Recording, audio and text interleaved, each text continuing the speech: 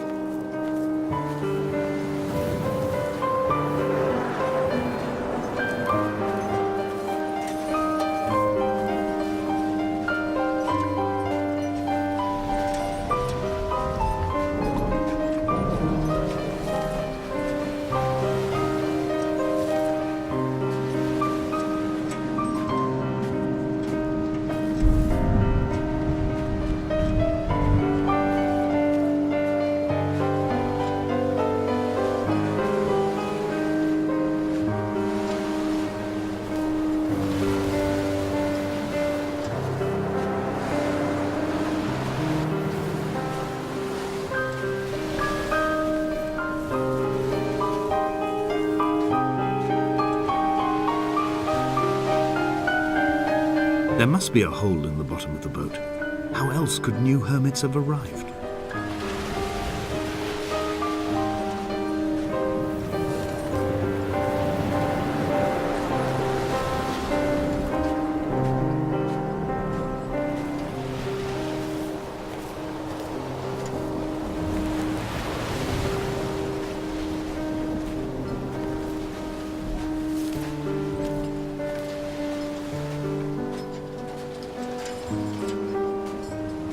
I had kidney stones and you visited me in the hospital. After the operation, when I was still half submerged in anesthetic, your outline and your speech both blurred. Now my stones have grown into an island and made their escape, and you have been rendered opaque by the car of a drunk.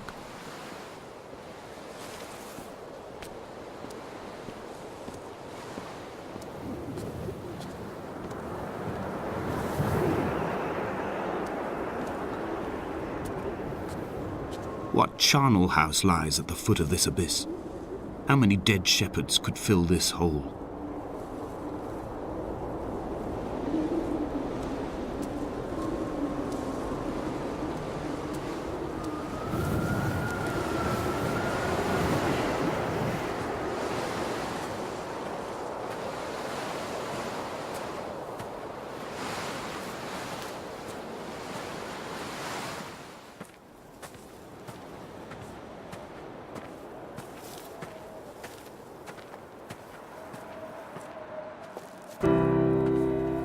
I've begun my ascent on the windless slope of the western side.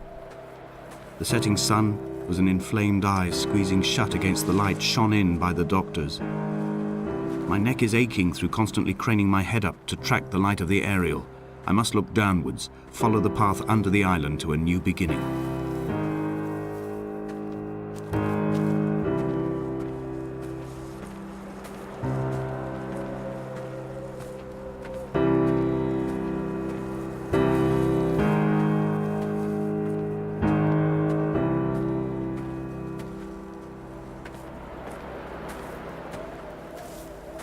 The bothy was constructed originally in the early 1700s.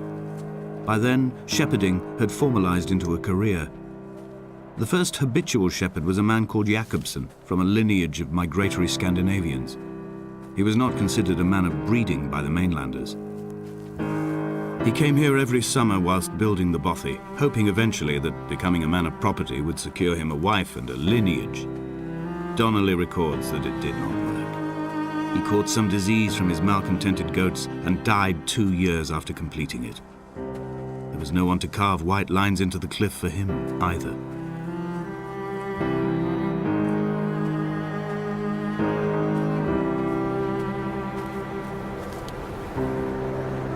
When the oil lamps ran out, I didn't pick up a torch, but used the moonlight to read by. When I've pulled the last shreds of sense from it, I will throw Donnelly's book from the cliffs and perhaps myself with it. Maybe it will wash back up through the caves and erupt from the spring when the rain comes, making its return to the hermit's cave. Perhaps it will be back on the table when I wake. I think I may have thrown it into the sea several times before.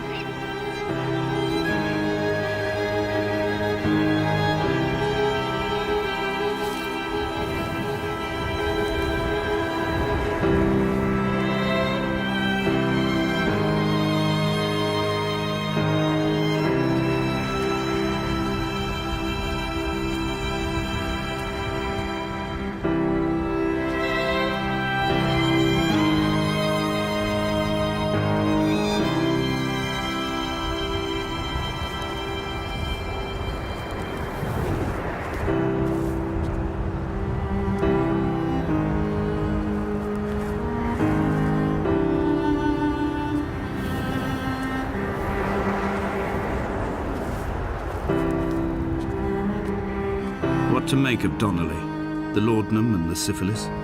It is clearly not how he began, but I've been unable to discover if the former was a result of his visiting the island or the force that drove him here. For the syphilis, a drunk driver smashing his insides into a pulp as he stumbled these paths, I can only offer my empathy. We're all victims of our age. My disease is the internal combustion engine and the cheap fermentation of yeast.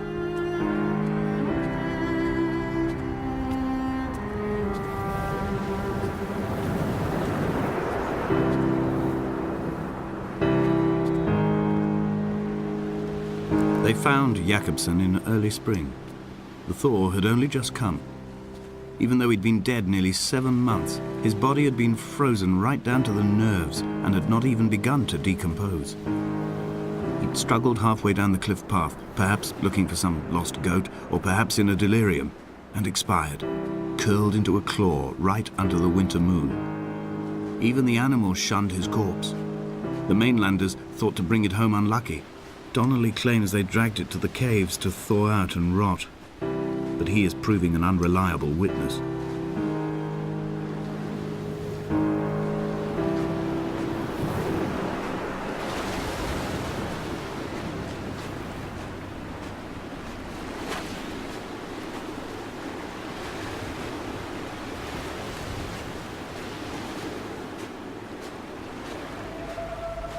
Climbing down to the caves, I slipped and fell and have injured my leg.